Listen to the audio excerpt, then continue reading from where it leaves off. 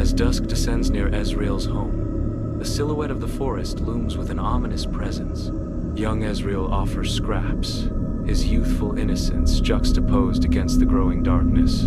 The dogs hungrily consume the offering, their presence a stark reminder of the wild. An eerie wind whispers through the trees as the fading light creates an unsettling atmosphere. In the tranquil woods, Ezreal's peaceful walk is abruptly shattered as his eyes catch a disturbing sight.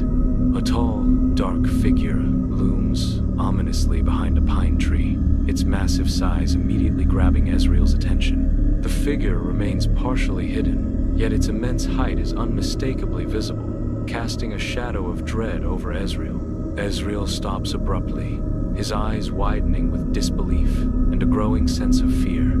His breath hitches in his throat as he stares, startled by the imposing presence before him. Deep in the woods, Ezreal's confusion mounts as he strains to see through the dense trees. He blinks, and the mysterious figure vanishes into the shadows. A wave of unease washes over Ezreal as he scans the surroundings. Driven by fear, Ezreal turns and sprints back toward his house. He slams the door shut, the sound echoing through the silent woods as he locks himself inside. In the dead of night, Ezreal writhes in his bed, his eyes snapping open in the enveloping darkness. The silence is shattered by heavy footsteps approaching, each step a thunderous echo that sends shivers down the spine. With each footstep, the floorboards groan and creak, as if in protest against the immense weight drawing near. The oppressive weight outside Ezreal's door suggests an ominous and unavoidable presence. In the hallway, a chilling discovery awaits behind a closed door. Ezreal sees the unnatural feet stretched out. The feet appear long and black, hinting at something sinister within Ezreal's room. The sight of the feet fills Ezreal with dread. The unnatural positioning of the feet adds to the growing sense of horror. Ezreal is frozen, grappling with the implications of what he sees, ran back to hide under his sheets, and slept it off. The next day, Ezreal's mother sets a plate of breakfast before him. Ezreal stares blankly at the food, his eyes heavy with fatigue and his thoughts far away. Her voice laced with concern. Mother asks softly, "Are you all right, dear? You seem so tired. Still having those night terrors?" Ezreal remains silent, lost in the shadows of his own mind, the untouched breakfast growing cold before him. Sunlight paints the living room as Ezreal sits alone on the worn sofa, lost in thought. Elsie's unnerving gaze pierces the silence. A chilling confession shatters the calm. He watches you. He doesn't like when you forget him. A shiver runs down Ezreal's spine as the weight of her words sinks in. That night, the suffocating darkness of his bedroom paralyzed Ezreal by fear. A looming presence fills the room, an ominous figure known only as the Tall Man. Ezreal stares up at the Tall Man. The Tall Man advances toward Ezreal. Ezreal continues to stare at the Tall Man, frozen in terror. In the surreal expanse of the dream, the Tall Man looms, his towering shadow consuming Ezreal. A chilling breeze whispers through the scene, intensifying the Tall Man's ominous presence as Ezreal shivers. The Tall Man's voice echoes, resonating with a haunting familiarity. "I have always been with you, Ezreal. You just stopped seeing me." Ezreal, paralyzed by the Tall Man's words, stares up, a silent acknowledgement of the chilling truth. He whispered, "Come, follow me back home, Ezreal." As Ezreal follows the Tall Man out of the house, he ventures into the dense woods, each step measured, each shadow scrutinized. The beam of his flashlight dances over the trees, the only witness to his determined quest. Ezreal retraces his steps with meticulous care, each footstep a silent echo of his resolve. He approaches the place where his encounter began, the air thick with anticipation. He ventures deeper into the woods, where the temperature is dropping fast, and the shadows begin to lengthen. The air grows crisper as he trudges on, each step carrying him further from warmth and light. The trees begin to thin, their skeletal branches reaching out like grasping claws in the increasingly dense fog. A clearing emerges from the gloom, a silent, open space promising both respite and unknown dangers. He pauses at the threshold of the clearing, his breath catching in his chest as he prepares to step into the unknown. In the heart of a secluded clearing, an abandoned house stands as a haunting testament to time's passage, its decaying facade telling tales of forgotten lives. Black vines creep like grasping fingers across the dilapidated walls, obscuring the remnants of its once grand facade. Shattered windows reveal dark interiors, their jagged edges glinting ominously, like teeth in a spectral grin. The front door hangs ajar, a silent invitation into the heart of the unknown, beckoning those who dare to cross its threshold. Nature's relentless caress accelerates the house's decay, transforming it into a canvas of ruin and whispered secrets. The ominous glint of shattered glass hints at the mysteries and dangers lurking within the abandoned house, daring the curious to approach.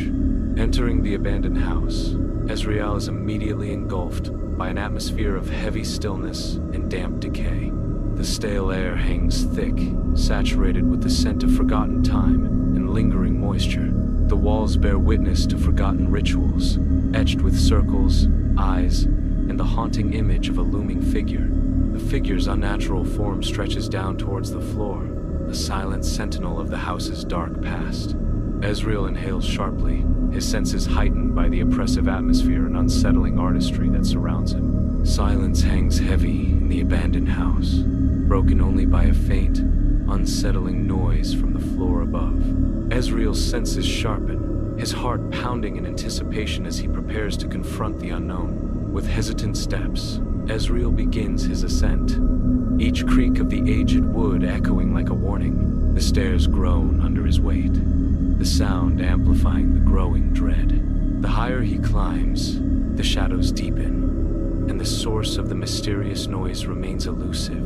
Reaching the landing, Ezreal pauses, his breath held tight as he prepares to face whatever awaits him. The abandoned house stands in silent decay, dust motes swirling in the faint light.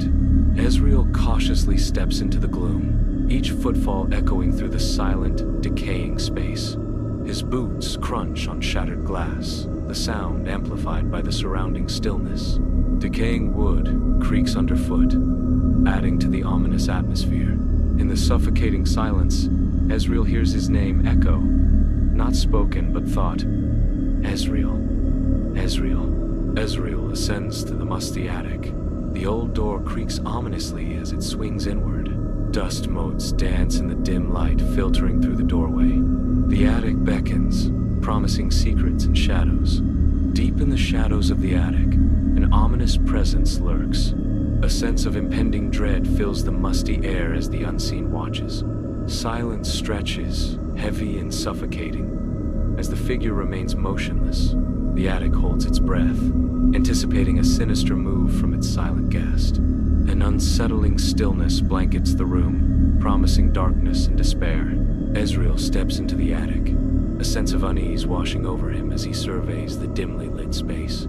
His disbelief grows as he realizes he's not facing one tall man, but dozens. The attic is filled with tall black figures, their stillness amplifying the unnerving silence. Ezreal stands frozen amidst the silent assembly, the weight of their presence pressing down on him. The tall men stand motionless, their silence a heavy shroud. Every gaze pierces, a unified front of silent judgment. The air thickens with unspoken tension, anticipation hanging heavy. Not a breath stirs, not a muscle twitches, only the weight of their collective attention. In the heart of the attic, time seems to freeze under their intense scrutiny. Silence reigns supreme, amplifying the oppressive atmosphere. The attic door crashes shut, the sound echoing through the silent, dusty space. Darkness descends as the last sliver of light vanishes, leaving Ezreal isolated. The sudden silence amplifies the weight of the unknown. The heavy door now a barrier, sealing him in the suffocating gloom. Ezreal finds himself swallowed by the deep shadows of the attic. Back at home, Elsie awakens in her bed, her eyes reflecting an unsettling emptiness.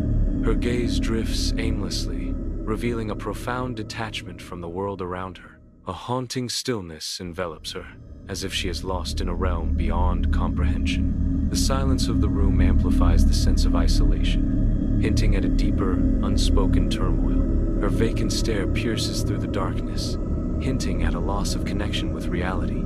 A profound emptiness settles over Elsie, leaving her adrift in a sea of unknowable thoughts. The house stands silent, veiled in shadows where moonlight barely penetrates. Dust motes swirl in the faint light, each a tiny reminder of time passing. Elsie's voice breaks the silence, filled with despair. "He's not coming back, is he?" Her words echo in the stillness, unanswered, leaving only the haunting quiet of the empty house. Elsie's room is shrouded in a dim light, casting long shadows across the floor. An unsettling quiet fills the air, broken only by faint noises emanating from the depths of the closet. A voice whispers, laced with confusion and a hint of fear. "Not the same, Ezreal." The shadows deepen, obscuring Elsie's form as she stands frozen, listening intently to the sounds from the closet. The closet door creaks open wider, revealing a sliver of darkness within. The sounds grow louder, more distinct. A sense of dread permeates the room as Elsie prepares to confront whatever lurks within the closet.